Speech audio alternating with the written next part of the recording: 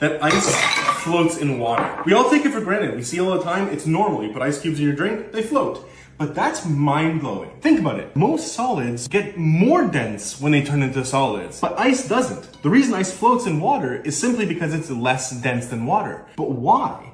Like, that's really interesting. The reason has to do with the shape of water molecules. Water molecules have a bent shape. It's like the top of a triangle with the hydrogen, hydrogen, and oxygen.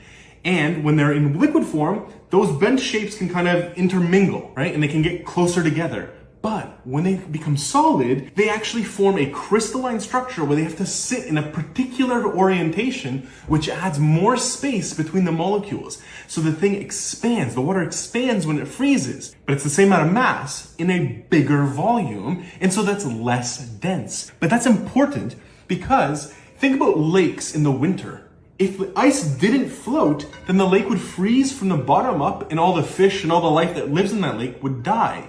But it doesn't happen. The top of the lake freezes and the ice floats there, insulating the rest of the lake, allowing for those fish and life to live and survive the winter. The fact that ice floats in water is something we take for granted, but is literally allowing fish to live and survive the winter. And it's all due to the chemistry and the shape of a water molecule. I think this is so cool. I hope you found it interesting. I'll see you in the next one. Stay curious.